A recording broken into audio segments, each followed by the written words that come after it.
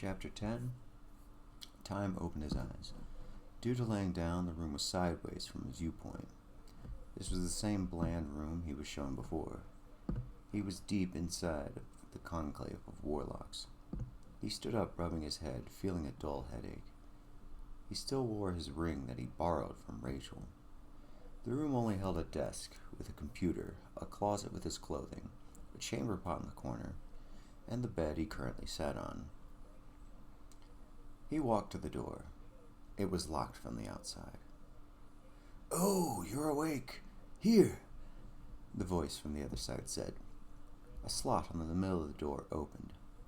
In was pushed a pitcher of water, cans of bland generic food like cream corn and green beans, and a familiar crystal. "Hurry up now. This is all you get until you charge your more magic. You know what to do." Thyme snatched the tray. The slot closed immediately. He placed it next to the computer, then paced the room, attempting to formulate any idea he could. "Escape isn't possible. The food is crap, and this is now my prison." He sighed, accepting his fate. Sitting down at the computer, Thyme turned it on. The thing was slow, operating on the slowest internet fathomable. Frowning, he wondered just how much worse things could possibly get. Can it truly get any worse than this? "Yes, it can," came the voice from the other side. "And you know it."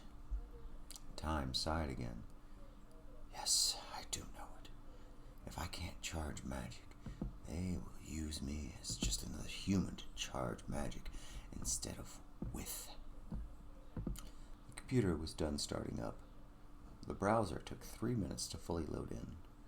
Thyme began his work on processing bank personal information. He hasn't done anything with it just yet, but it was part of his setup process. Lazier and Rachael were standing at the train station, looking down at the puddle of blood that was all that remained of Joe. Police tape lined the crime scene, and a circular chalk line ran around the puddle.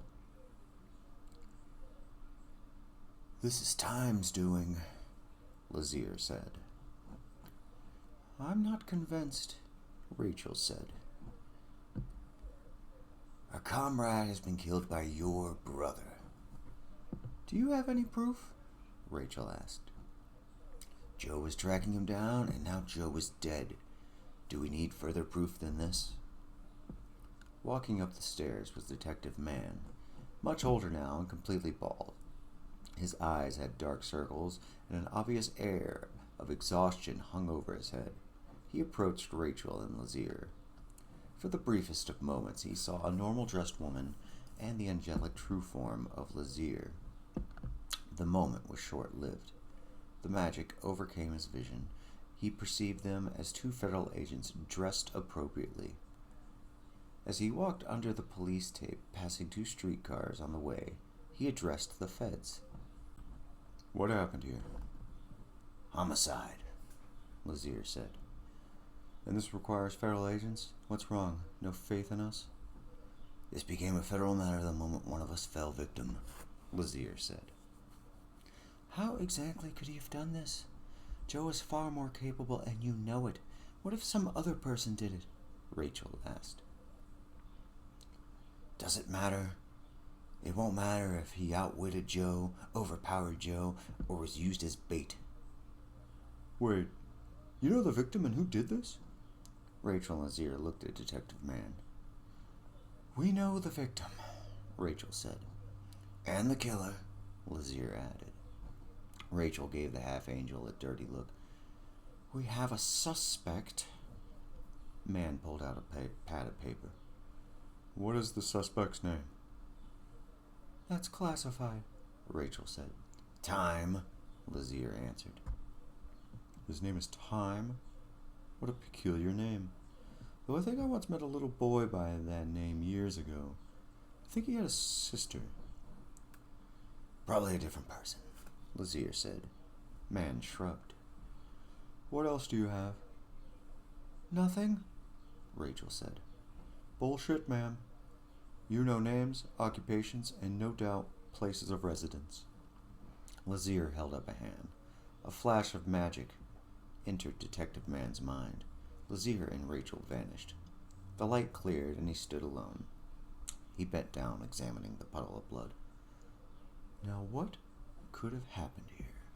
Who could possibly have done this? He looked at his notepad, and the word Thyme was written. Thyme? What does that mean? What a peculiar name. Though I think I once met a little boy by that name years ago. I think he had a little sister.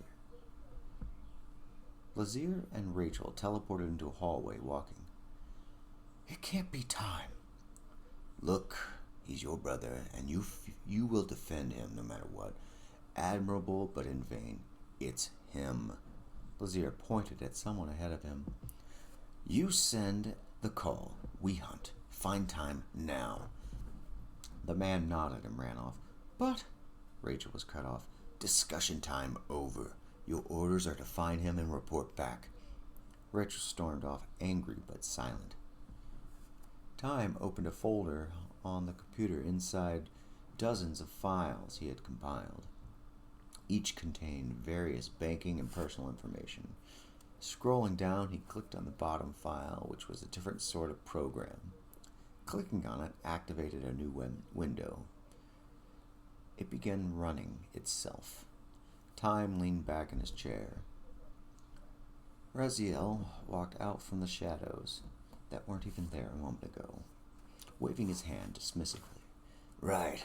So now that I know about computers, tell me why you don't just use magic to hide your IP. Thyme fidgeted with his hands, darting his eyes, nervously trying to avoid the question. Raziel laughed. Oh, I see. You don't have any left, do you? It's not like I'm not trying. I really am. It's just these things take time. Raziel slapped him on the back, still laughing. Enjoy this room a little longer, then. Raziel vanished.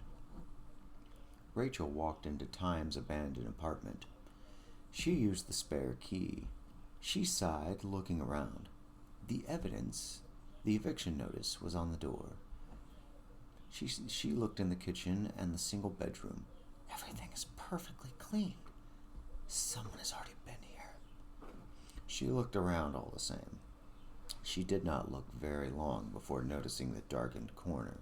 Direct sunlight touched that corner from the window, and yet it was still dark. She squinted her eyes at the side. Red eyes formed at the bottom of that shadowed corner. The eyes slowly rose to the top of the darkness. Rachel's own eyes were alarmed. She felt her heartbeat triple. A demon! She quickly rummaged through her purse to find any charm that could aid her. It darted out of the shadows, lunging at her.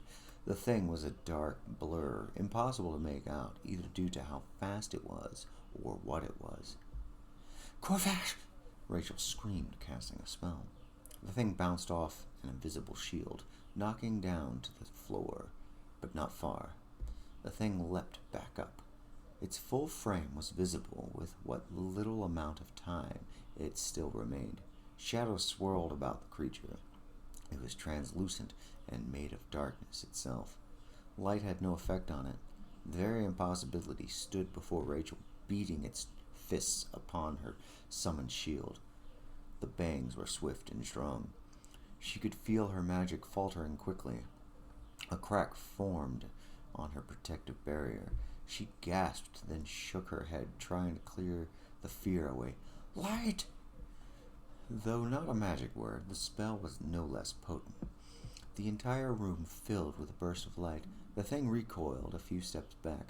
The flash was just a 3-second burst. It took longer than that for her eyes to readjust. While her eyes were still struggling to see again, she heard and even felt this shadow demon still pounding on her barrier. Everything was still blurry and hard to see as a loud boom went off. Her hearing was hindered. She no longer felt the vibration of the thing's fists pounding. Her eyes came into focus, but auditory stimulation was nothing but a dull ringing. Standing before her, with his back to her, was Lazier, the half-angel. In front of him, all that remained of the shadow demon was a dark smudge on the floor. "Lazir!" Rachael shouted, still unable to hear. Lazir shook his head. Without turning his head, his eyes turned to her direction. He snapped his fingers. The magic was instant. Her hearing returned. "Lazir!" The first half of his name was shouted, but the realization of sound returning softened her voice for the second syllable. Rachael was on one knee, wincing. She pulled herself up to stand behind the half-angel. "You are lucky I came just now," he said. Yes, thank you, sir. I was looking for your brother. Yes, I know. He must have put that demon here to thwart us." Lazir looked around with just his eyes at the surrounding apartment. "Seems he's cleaned up. A pity. I doubt we'll find any clue as to his whereabouts." "Sir, I'm sorry for all of this. I love my brother, but I think we have to stop him." "Good. I'm glad you're on board." Lazir started to walk around the small room. "What do we do?" "I think you already know." Rachael lowered her head. "Fret not, child. You won't have to hurt him. Where is he now?" Rachael raised her head with a confused look in her eyes. "I came here looking for him. I don't know where he is." Lazir raised an eyebrow. "Come on now. You are more resourceful than that. Rachael stopped herself, knowing he was right. "Yes, sir, I do have a way to find him. Well, two, actually. The easy way is he is your twin, and your blood can lead to him."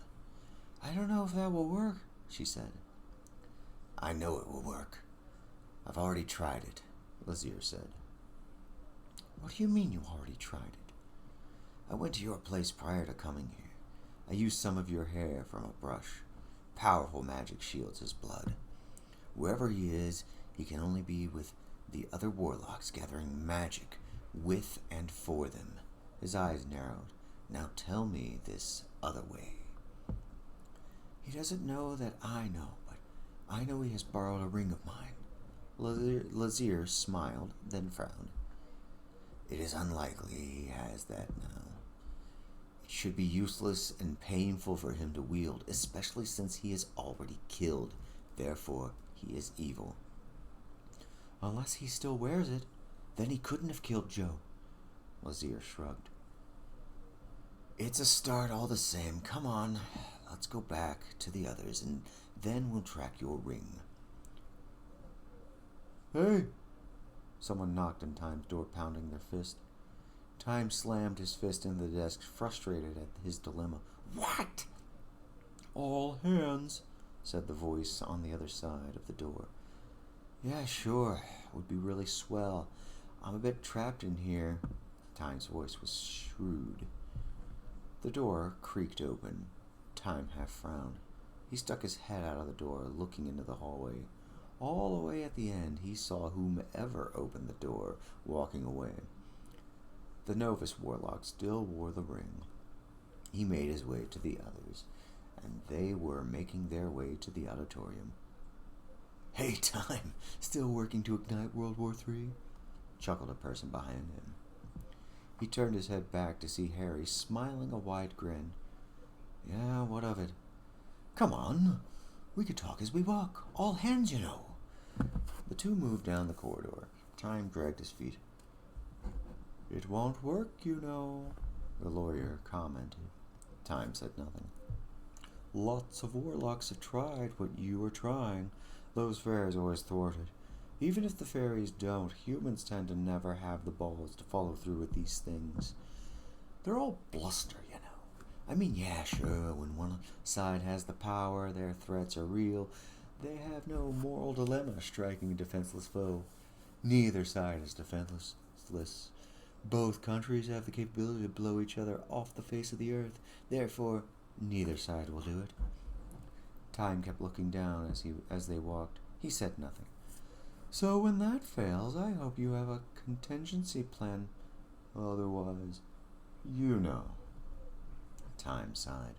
"Giving up already? That's a shame. Well, I can help you end your life painlessly with ease. Convincing someone to kill themselves would charge your magic considerably, wouldn't it? The lawyer smiled, shrugging his shoulders. Hey, I'm offering you an easy out. Take it or leave it. They walked through the large double doors, entering the room where everyone brought the crystals. The room that housed the largest magic storage that has ever existed, the Devil's Hand. Another warlock walked along with them. Harry is lying, Thyme. He'll torture you to death, and you know it. Can't trust him. Me, on the other hand, I can offer you real painless death, he said. Hold on now, the rapist warlock interjected. Why settle for painless? I can let you die in ecstasy, man. Think about it. A pure orgasmic death. Go out with a bang, man. Thyme pushed them back and picked up his pace, walking forward. Oh, thank you so much, everyone. Thanks to the help. He had a sharp tone on the last word. He looked down the long, carpeted path in the auditorium. He averted his eyes from the large crystalline object on the stage. That magic storage unit emitted its own dark aura that even those not adapted in the ways of dark arts could see. The thing generated fear, waves of evil flitted from it. Standing next to the crystal were those warlocks that tortured Thyme. Keziah Mason, Simon Orne, Ephraim Waite, Enoch Bowen, and Baron Ferenzi. Thyme sat down in a chair on the third row. Hundreds of warlocks shuffled in. After a while, the seats were completely filled. Sitting next to Thyme were two warlocks he had never seen but never talked to. Thyme leaned to the one on his right and whispered, Where's Rachael? Isn't this the big moment we've all worked so hard for? This particular warlock leaned away from Thyme as if offended by his very presence. Do you really want to question him? He comes and goes as he sees fits. Stop talking to me. Thyme pulled away from him and sighed to himself. He slumped down in his chair, feeling the anxiety and hopelessness of his situation. They are going to kill me today. Maybe their big moment will keep their attention away. The five elders on the stage were talking to themselves. While Ephraim and the Baron were enemies, they remained civil. Thyme could not hear their words. Their demeanor, however, was discernible. These people were arguing with one another in hushed whispers. Orne waved to someone off the stage. A large hooded man approached them. They said something to him. Orne's finger stretched out to the crowd, and that finger Thyme felt was directed at him. The hooded man said nothing, then walked away. The five took their places around the Devil's Hand, standing on sigils both painted and carved into the wooden floor. Keziah was directly in front of the crystal. She turned her back to it, facing the audience. The other four chanted arcane words. She shouted at everyone. Curse on back! Thyme had no idea what her gibbering meant. Everyone else understood, though. They began to chant the same as the four elders. He had no idea what was going on. He looked to his right. In the aisle is the same hooded man. His eyes were solid white. His face was shriveled. His empty, dead expression left no doubt about his non-existent livelihood. He approached Thyme. The young warlock was consumed by the fear of whatever was happening. Am I to be sacrificed here for the final ritual? Thyme was paralyzed by fear. Whether it was magical or non-magical, he could not tell. He wanted to scream, but was too fear-stricken by this ghoul to utter any sound. The thing took hold of his arm, and without a word, he was pulled from his seat and taken. The dead man had a powerful, inescapable grip with his cold, dead fingers. He didn't even slow down. Thyme felt his feet dragging on the floor to no avail. Desperation choked him, and he knew that he must escape. Even if he would be killed, death was preferable to whatever horrors they had in store for him on that stage. No one came to his aid, and no one came to the aid of the ghoul either. Thyme was placed on the stage and held there by the undead thing. "Rachael wants you here," said Orn, the man returning his attention back to the crystal and the ritual at hand. Thyme lowered his head in defeat. The ritual was lengthy and extremely repetitive. Magic flowed from individuals in the auditorium and into the crystal. The thing was nearing its completion. Thyme momentarily wondered what exactly they could do with so much power. He didn't care, not really. He accepted that he would be dead long before he could witness anything. A subtle sphere of light formed over each warlock, even over time. Even the elders had their light hovering over them. This light, though, did not feel evil to Thyme. He could not quite place it. It was no product of magic produced by Yogsothoth, Cthulhu, Hastur, Nyarathotep, or Azothoth. No one noticed or cared. They either believed it was part of the ritual or too enveloped in the moment. End of chapter 10.